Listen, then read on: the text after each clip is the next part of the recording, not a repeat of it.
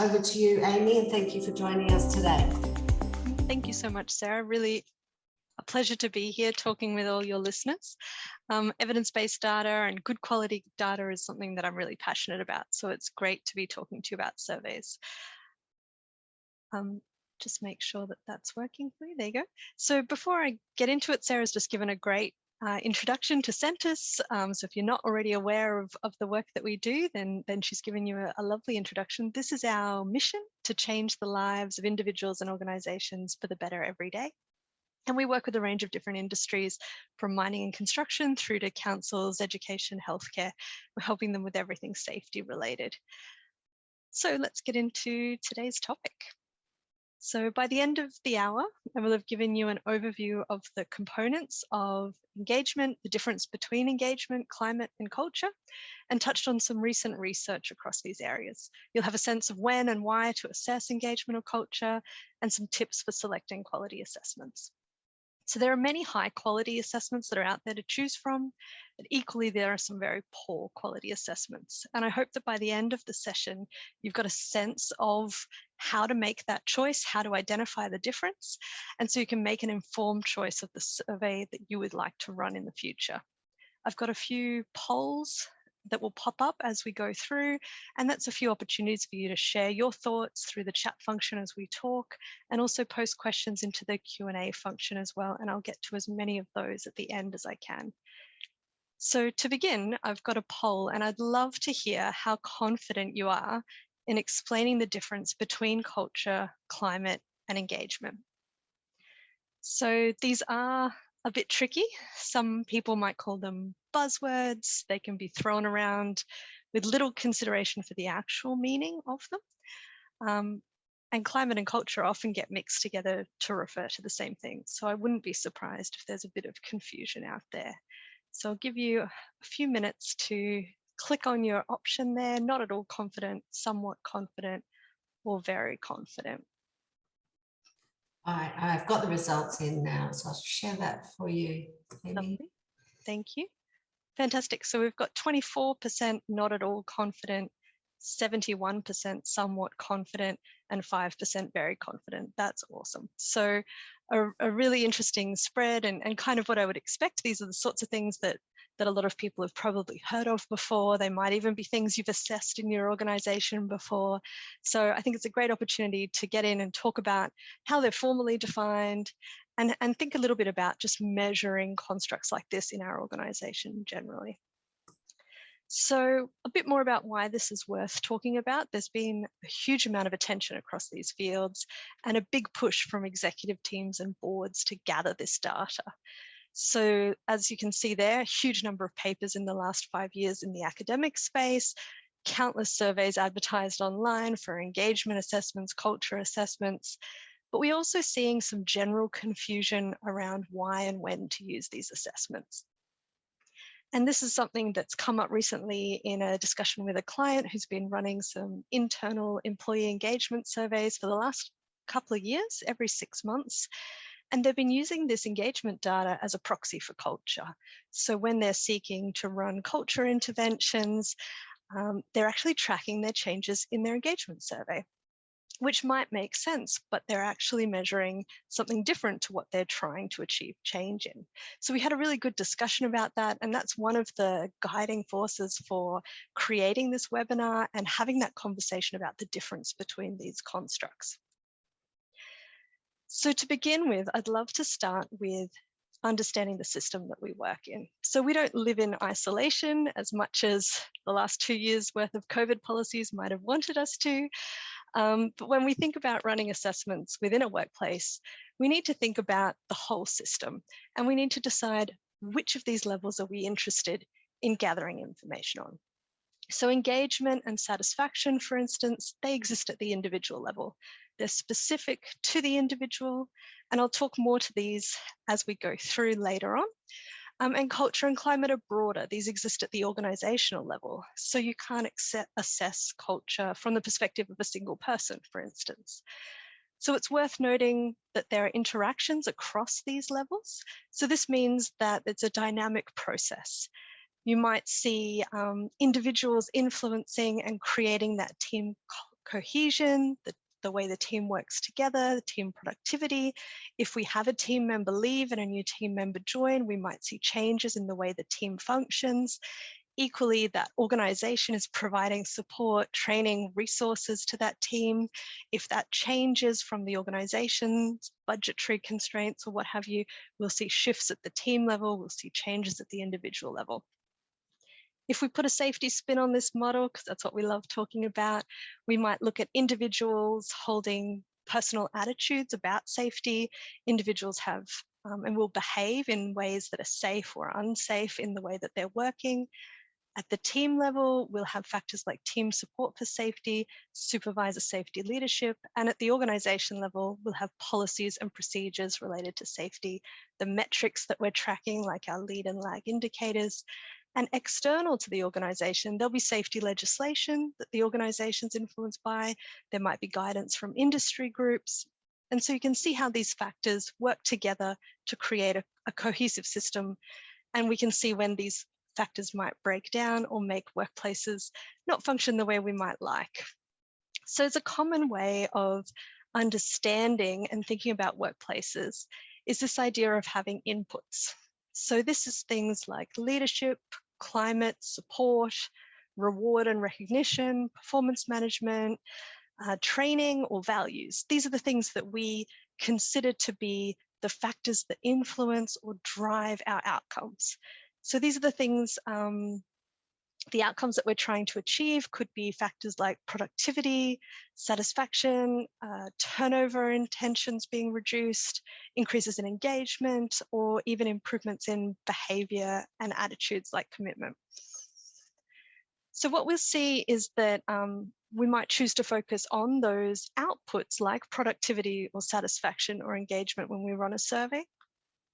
But if we consider what are the inputs that are influencing and driving those, we might be interested in focusing on those as well. In reality, it's not as simple as an input-output process. It's actually more of a cycle or an interaction between these two. And so it can feel a little bit like chicken and the egg, which is going to come first, our inputs or those factors we talked about as outcomes. So do our productive staff make it easier to be a good leader? Or does leadership make people more productive? Do satisfied and engaged team members help build a positive climate, or does climate build engagement and satisfaction? So while we might like to think about these two as separate boxes and things that we can measure, they're actually closely intertwined and they're constantly influencing each other. So when it comes to surveying our staff, we've got to decide what we're most interested in knowing about. And outcomes can be, as I said, really appealing.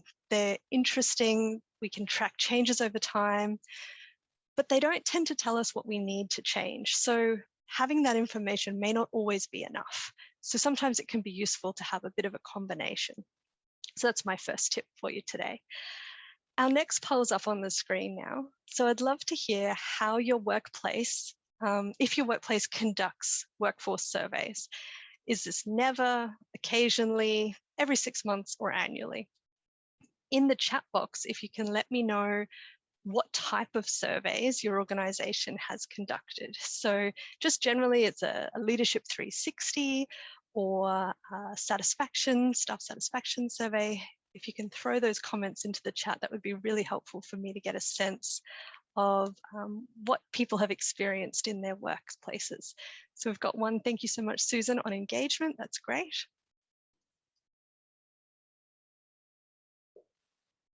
Yep, the Working for Queensland PSC, great. Thank you so much, Rhonda. Sharon's talked about engagement, thank you. Yep, Annalise, we've got a leadership and climate survey. Thanks, Sarah. So looking at our results, we've got 22% of the people who are online today have never run a workforce survey, 13% have occasionally run one, another 13% at every 6 months, and about half of our group are running annual surveys. Yep, that's excellent. Fantastic. We've got another Trudy with People at Work survey, and thanks Cassandra, School Opinion survey, and Grant Engagement Leadership. Awesome, that's great. Yep, so a lot of overlap with the things that we're going to talk about today, and really interesting to see that spread across the group as well. Yeah, I think the interesting thing about workplace surveys is how easy they can be, how quick and cheap they can be to roll out across a very large group of people. And they can be very useful for gaining that insight and also giving our staff a voice, a sense that they've been able to contribute, a sense they've been able to raise concerns or issues. But as we're going to talk about later today, it's also about what you do with that survey result that's going to influence how people feel about participating in the next survey and about whether or not that survey is actually seen to be successful. So as we've seen from that list, we've got quite a bit in that engagement and leadership space, but I'm going to start out today talking you through what is culture and what is climate, what's the difference between the two. So originally, the very broad approach to organizational culture actually borrowed from a general national culture approach. And this was some of the early models from Hofstede that generally adopted a type of continuum where we might have seen factors that related to culture like power distance, people being collaborative or competitive, or achievement orientation being positioned on the sense of being low or high, related to national culture, and then applying that same approach to organizational culture. There are also a variety of culture models that borrow this idea of something being low or high and turn it into a bit of a quadrant type model with some typologies. And so this can be really useful for understanding the differences between workplaces, for understanding why things might occur the way they do in your workplace, but they tend to miss the nuances of real life, the complexity of culture that actually exists. They simplify it perhaps a bit too much in my books. One of the most well-known scholars in the culture space is Edgar Schein. And he's described a model of organizational culture that focuses on the way it's developed, the way it's maintained, and the way it might influence behavior, and has three main components. The basic underlying assumptions that might exist in the organization, what people are expected to do, the way people work around here, the espoused values, what they say is important to them, so that you could relate to the Sentis mission that I shared with you at the start of the presentation. And then you have the artifacts, the things that you see around the organization that portray the way that culture is embedded, that really demonstrate whether or not that value is something that you see occurring in the workplace. Those artifacts could also be around the way the policies are written, the way the work is completed, and those sorts of more observable factors. So you've got those deeper underlying assumptions. When we look at this from the organizational level in a safety context, we can define safety culture as an organization's shared beliefs and values about safety. So essentially the way things are done around here. The key word being shared, so it's across the organization, and a focus on that belief and value system. So the underlying assumptions that can sometimes be unspoken, which is why it's really important to measure culture with interviews, focus groups, and observations, because by hearing the stories, by exploring the way work is done, by understanding the context of things, that's how we start to get into that deeper level of those underlying assumptions. So another feature of culture that can be really interesting is this idea of subcultures. And you might have experienced that yourself. Certain teams or certain sites have a very different feel or a different vibe, a different expectation on the way work is done to another site or location, even in the same business.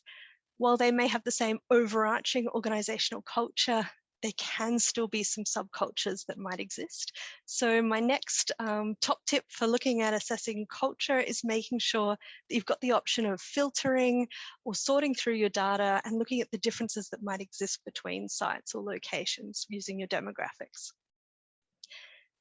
Thought I would quickly share our Sentis safety culture model so you can see how we explore a variety of factors such as practices, environment, and people. And these are supported at the various levels of leadership, from frontline right through to the executive board level leadership.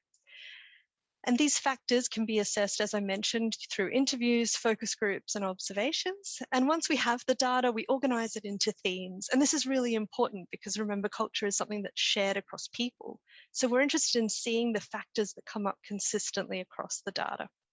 So the benefit of this qualitative approach is that it reflects the norms and assumptions about safety that are going to be really unique to your organization, and identify the way people are talking about safety and the way things are being done. So once we have the data organized into themes, we can map it onto a maturity model. This is the Sentis Safety Culture Maturity Model. There are a variety of different culture maturity models out there. This one's largely based on the Hudson's model, which most of you might be familiar with. It builds out descriptors for each of the factors in the culture model that were listed on that previous slide. And we have descriptions of what that would look like across these 5 levels. So it gives you the opportunity to understand the way culture is influencing your outcomes and identify areas for improvement and track your progress over time. So what might different safety cultures look like? At that far end of the model, we've got a more blame type, avoidance, irresponsible, people are complaining, they're problem focused. At that citizenship end, we've got a sense of people being more responsible, being more in control, being accountable, being solution focused. And this is where we can link this to the idea of that external locus of control and that internal locus of control that we talk a lot about. So what about climate? There's a lot of information there in terms of culture, and I'm going to come back at the end of climate and do a side-by-side comparison. It's often a lot of confusion between the two. So there's a strong emphasis in the academic literature that these are 2 separate constructs. However, they're still related. So often the literature discusses both together. From a historical perspective, the development of these 2 terms, culture comes from an anthropological tradition. So that idea of immersing yourself in another culture, in another tribe, in another country, to truly understand how it operates, to be part of that, to look at values, communication, hierarchy, structure, the way things are done. Whereas climate comes from a psychological tradition. So that's more of a scientific basis to being able to quantify and measure human behavior, attitudes, emotions in a way that can be replicated, in a way that's reliable and valid over time. So there are a variety of different ways to approach climate that have been developed in the literature. And these include things like ethical climate, so how decisions might be made and how people are expected to behave at work in that sort of ethical space. Could be about psychosocial climate. So do you feel that your managers care about your well-being at work? It could be about, depending upon your industry, it could be a service climate, quality climate, or even an innovation climate. So there's heaps of different ways we can look at climate and break it down, but each of those have the same kind of fundamental principles of a clear definition and a clear set of questions that can be asked to assess that climate. So let's have a look at safety climate. So it's demonstrated through individual shared perceptions and observations of the organization's approach to safety, and is a snapshot or surface display of a deeper safety culture. So climate's more about what you feel when you walk into an organization. It's what you can see and hear. And this means that we can measure it using a survey. It's a much more standardized approach. And people can share their perspectives on these key safety dimensions through answering a set of survey questions. So the key words in this definition that I'd like to point out is that it's an individual's perspective of what they're observing within their organization. So what's really important here is it doesn't mean that it is only about what's going on for you as an individual. It's what you're seeing in your organization. So you may not have had or been part of an incident investigation, but you're aware of that occurring in your organization. You've got colleagues who've been through it. You know that there's a process for it. And so you can answer a set of questions around, what is the incident investigation process like in my workplace, and do I perceive it to be fair? And so you've got that sense of what is it like to be here, and you ask a series of questions across a variety of different perspectives of dimensions of safety to assess that safety climate overall. The reason the picture here is an iceberg is because climate is sort of what you can see at the top, whereas culture is often talked about something that's much deeper, it's under the surface, it's a little bit harder to get at.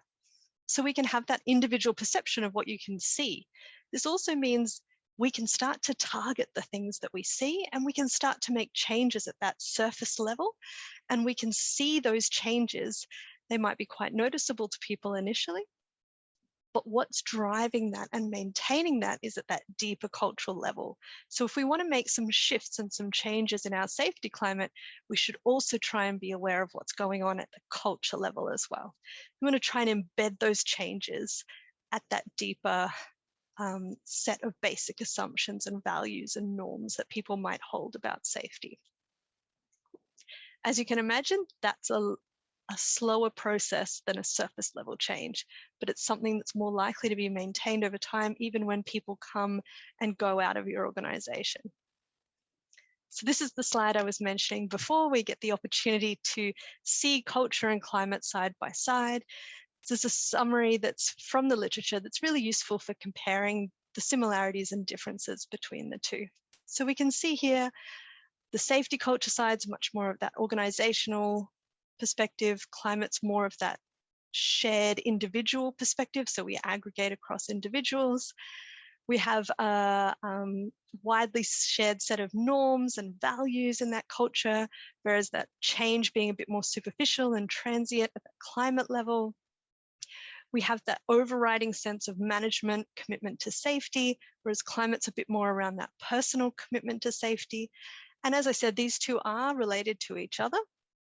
And so climate is a leading indicator of what's going on at that deeper level with culture, and vice versa. Culture helps us understand what might be going on at that climate level as well. Cool. So what are some outcomes of a mature safety culture? So that's where people care about safety, they're actively contributing to safety at that citizenship of the model. And that's where we see outcomes like improved individual factors like satisfaction, reductions in turnover, improvements in engagement.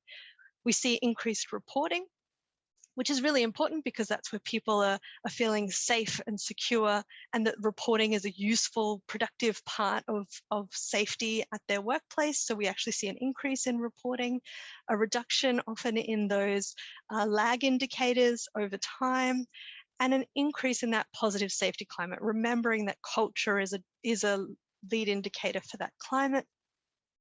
One of the really interesting things that I think makes a focus on safety culture really useful is that transfer effect, where we'll see a mature safety culture actually improving the organizational culture overall by focusing on things like values, communication, getting people involved and participating in decision-making around safety. We often see those features flow on and influence and improve across other areas of the organization as well.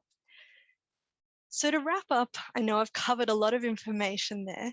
It's a great point to pause, reflect, and take a moment to consider, what is the safety culture and the safety climate like in your organization at the moment? How do you think culture and climate are influencing choices that you and others might make at work? And how do you see this impacting your experiences and your team? So this is just an opportunity, I think, you don't have to write anything in the chat here, but just take a moment and think about what's going on in your organization and how has it been impacting yourself, people around you.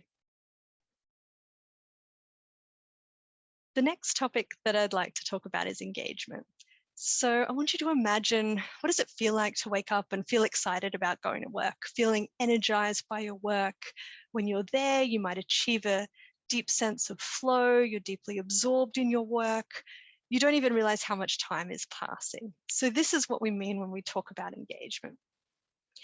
The formal definition of engagement from Bakker and Schiffelli, who are the two biggest researchers in this field, it's the most widely accepted definition, talks about three components. So that vigor, that high energy, dedication, being involved, experiencing that what you're doing is significant and meaningful, you're enthusiastic about it, you see it as a challenge, and that absorption. So that sense of being fully immersed in the moment, fully focused on what you're doing and being engrossed in your tasks. So as we discussed at the start, engagement is an individual level variable. So when we think about our systems, and it's often measured as an outcome or an endpoint, something that we're working on achieving or improving over time. So there's a substantial amount of research on the broader workplace culture, leadership, team climate, all positively influencing engagement as that outcome factor. So my next top tip for you is to think about an engagement survey. And there are quite a few people in the chat who talked to engagement being something their organization has run on a semi-regular basis. And ask yourself if these factors are what the survey items are actually measuring. Unfortunately, we see a lot of engagement surveys that don't actually measure factors around vigor, dedication, and absorption at all. And what they're more likely to measure are factors that might look like satisfaction. So two factors that I wanted to talk about are satisfaction and engagement. So satisfaction is an individual's general attitude towards their job. It's an emotional feeling, an emotional state where you appraise your job and your experiences at work, both positive and negative. And so you can explore global job satisfaction, which is how satisfied are you with your job as a whole, but you can also explore facet job satisfaction. So how satisfied are you with your job tasks, with your pay, with your supervisor, with the policies and procedures, with the leave allowances, all these sorts of things. And so that's called facet job satisfaction. The second factor that's often talked about in conjunction with engagement is burnout. So initially, burnout was thought to be at the opposite end of the spectrum to engagement. So you're either engaged, in the middle, or you're burnt out. And what we actually know is that's not actually how it works. They're two separate constructs. So burnout's characterized by a sense of exhaustion, cynicism, detachment, a lack of effectiveness or accomplishment in your role. So it is possible, as I was saying, to be both engaged and burnt out at the same time. So a really interesting study that was done by some Queensland academics actually looked at a group of teachers and assessed their levels of engagement and burnout, and found that, as you might expect, there was a group of teachers who were highly engaged and low on burnout, and a group of teachers who were at the opposite end, so high on burnout and low on engagement. But there was a really interesting group of teachers who were high on both. So these are the teachers who still cared passionately about their job. They were enthusiastic about it. They were actively involved in their tasks, but they were exhausted at the same time. And I think if you, for a lot of people, reflect about your experiences at work, there's probably times where we've all felt that. So it's a really interesting thing to look at, as it's not just one or the other. And what I'd like to do is talk a little bit about one of the main models or theories of engagement that helps you understand why this might be occurring. So this is the job demands resources model. And this looks at the idea of job resources that might be present in your environment to build engagement. So I'm going to talk about what these resources might be a little bit more on the next slide. But it also explores the idea of burnout and the job demands that are placed on an individual that lead to burnout. So these could be task-based demands, such as work pressure, lack of role clarity, emotional demands, physical demands, they all fit in this category. So this model recognizes that while we might have high levels of job demands that could lead us to feeling burnt out, we actually also have those resources that help us manage those demands, that can help us cope and deal with and get through them, and therefore buffer us against burnout. At the same time, we have job resources that might help us feel engaged and involved in our work, but these can be hindered by the presence of these job demands. So even though we have the resources we need to be able to do our job, the demands are just too overwhelming, and so we're not feeling engaged. And so it's an interaction between the job demands and the resources that might be present. And this can be really useful for looking at how we might start to tailor engagement interventions. We don't want to just assess engagement. We want to assess some of these resources, some of these demands, some of the factors that are going on to help us work out how we can improve things for people.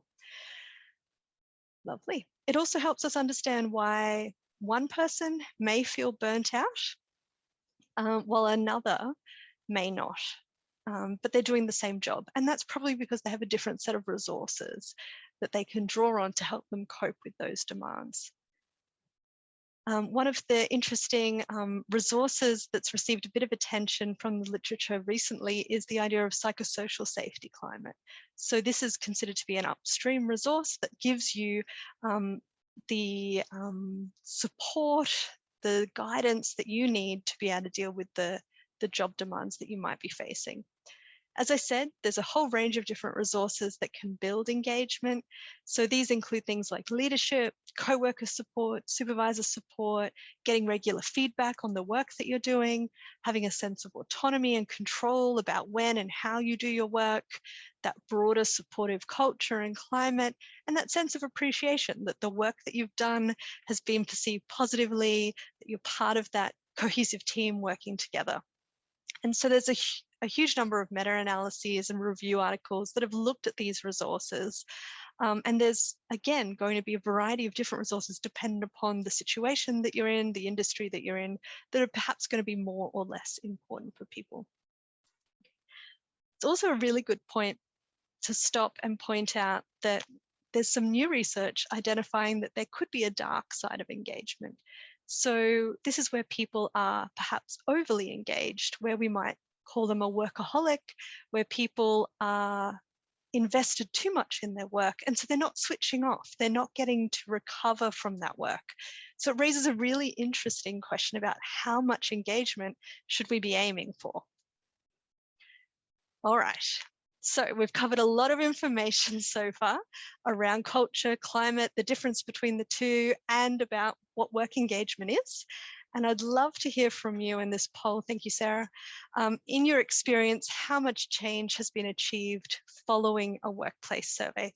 So at the start, we had at least 50% that were doing workplace surveys annually, and a bunch of people that were doing them semi-regularly every 6 months or occasionally.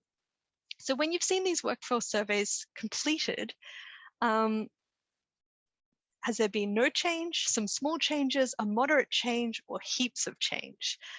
Are they gathering dust on the shelf? Have they helped people to make a real impact? Let's see what we've got. Okay, I'll just share that now. Thank you.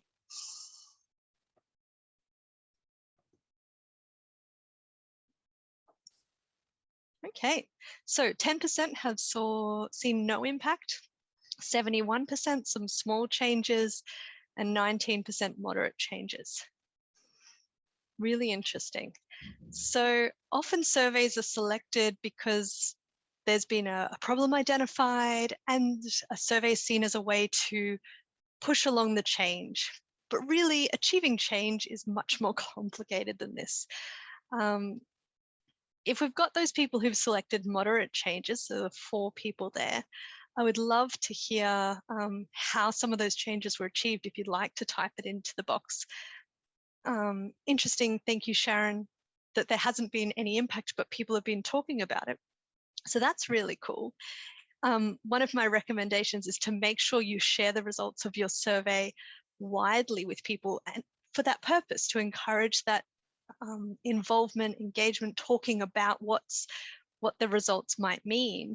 Because what we know about achieving change is that people actually go through a bit of a process. So this idea of people starting out, they're not even aware that they might need to change. They're starting to think about changing. Then there's that preparation for the change, the action of the change, and then the maintenance of that change over time. And so this stages of change model can be applied to anything you're trying to change in your personal life or in your organization. So you can imagine that a set of survey results are unlikely to help somebody move all the way through this stages of change model, or even an organization, a whole big group of somebody's.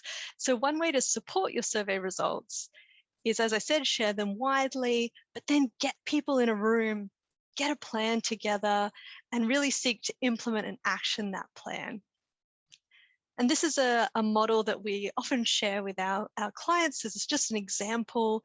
We'd adapt it to suit each business, but it's a way of structuring the gathering of data, the strategy and workshop planning and the sharing of that information, getting the group together that are going to guide it, who are going to meet regularly, who are going to be responsible for rolling out this change, and then doing those regular evaluations, little mini check-ins, seeing how that change is being processed, achieved, and continuing to work through that and repeating that process to maintain that change over time.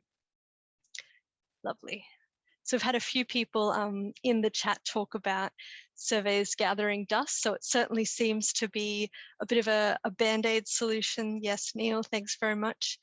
And often seen changes around the sorts of surveys that have been run, maybe because the results are not what people have been looking for. Cool. Yep, and thanks, Richard. The survey itself, while it might be initially rolled out as the driving force for the change, as you can see here, is something that is only one small part of that process and really gives you the data and the getting people excited, hopefully, about what could be focused on and why it's important to focus on it. And that helps us lead into the next step of achieving that change. Lovely. So, a few top tips on what to look for when selecting a survey. First, thinking about communication and implementation. You want to select a survey that you can support, that you can get really clear comms out to your people. They understand the how, the why, the when, and it's really important that people understand what will be done with their answers. Unfortunately, we see too often, I've had friends complete surveys, they go, I don't know why I'm being asked to do this. I don't know who's going to see my answers. Is this going to come back and bite me? And that's the sort of thing you want to avoid, because that's the sort of thing that will introduce bias and mean that you don't have the truth of what's going on.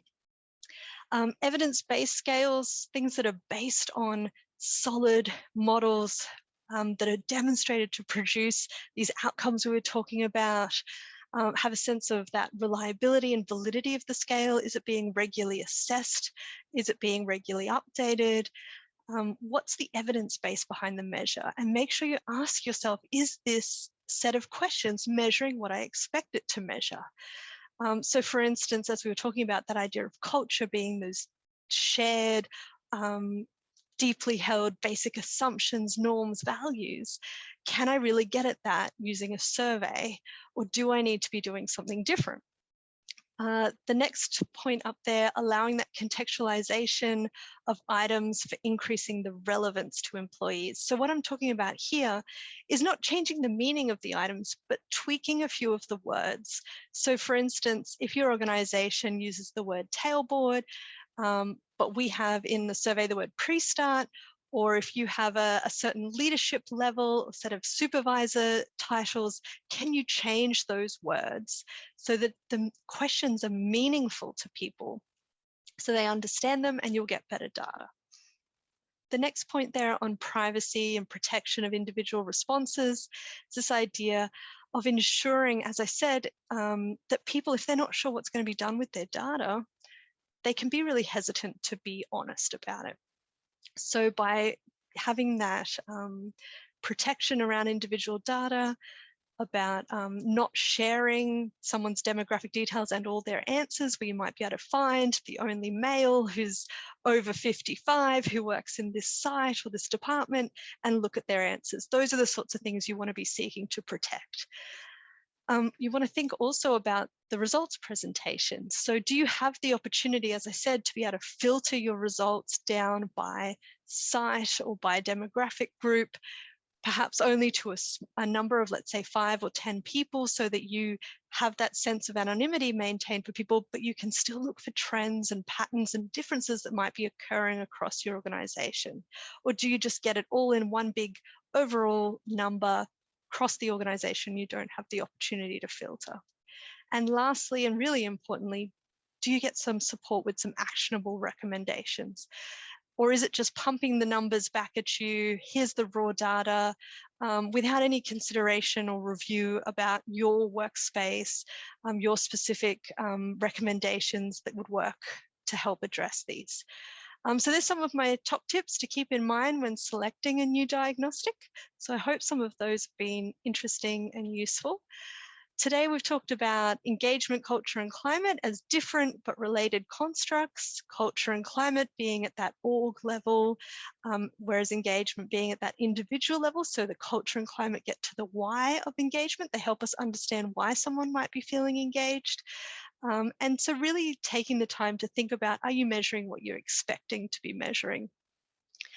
Taking care when selecting a survey or running a survey yourself, making sure you're using evidence-based surveys, that they've got a solid basis behind them in terms of the reliability and validity, providing really good comms out to your people about the why, when, and how the survey will be used, and have a plan for actioning those results and following things through. I spoke earlier about the Sentis safety culture model and the need to assess culture qualitatively using observations, focus groups, and interviews. And we have this in our site safety evaluation. We also have, to complement that, a safety climate survey that picks up on key climate dimensions at the org and team level and identifies those outcomes like safety behaviors and reporting as well. So we're really proud of the work that's gone into creating these tools, and we have a strong belief in the evidence-based practice. So if you'd like to know more about these or any other diagnostic tools, please give us your details, and we'll be really happy to reach out and have a bit more of a chat about the culture diagnostics that we've got available, support in any way we can. You can tick the yes button there, and then your details will be sent through to us. Thanks, Sarah, for sharing that one. And if you've got any questions, I've got 15 minutes left, so I would love for you to type any questions into the Q&A box, and I will answer as many as I can. Thank you so much, Vanessa. Yes, I think the presentation will be available online. Yes, thank you, Amy. Yeah, we will include the slides as well on that event page that we send out later today. And I think I'm going to start including some of the chat points on the page too, because it's lovely to have that engagement from attendees. So we don't have any Q&A at the moment. Vanessa said it was a wonderful presentation as well. So actually, yeah, Sarah, if people are typing a question in, Sharon's actually raised a really good point there about people in isolated roles that could feel identifiable, and then the survey won't be anonymous for them, and that's really important. And so while you want to be able to filter by demographic groups, you actually want that filtering to be an intelligent filter, that if the number of respondents falls below, as I said, sort of 5 or 10 people, then you don't see those results. So that you could try and filter into that man who's over 55 who works out at that particular department, but it will say no data available. So that's where you want that kind of clever filtering. Anne's asked a question there. Do you find that survey results are similar in similar industries? Oh, really good question. No, would probably be my simple answer to that. And that's because that culture and climate that exists is going to be driven by that organization. And yes, there's that external legislative industry bodies that might guide things. But there's also the unique leadership practices, policies, the structure of the organization, the people that they've hired, the way they've trained them, the investment that they've done over time, all of that really shapes the culture. And so if you've got leaders that care passionately about safety, who've been there for a long time, who talk really positively and encourage people to share ideas, in the same industry, down the road, you could have a leader that's trying to squash that, who's not interested in hearing feedback, who's more focused on production than on safety. And so you can see a big difference even though you're in the same industry. Yeah. Okay, so Susan said, thanks for presenting the JDR model and link between engagement, burnout, per resources and PSC. Yeah, no worries. It's a great model for getting your head around those sort of key constructs. Okay, all right, then we'll wrap this one up now. I'll put details to how to contact Sentis in the email that goes out later today. And thank you for presenting today, Amy. It looks like everyone agrees it was a fantastic presentation and very useful. Okay. Really appreciate it. Thank you so much, Sarah. It's been wonderful chatting with everyone. Okay. Thanks. Thanks, everyone. See you next week. Bye. Bye.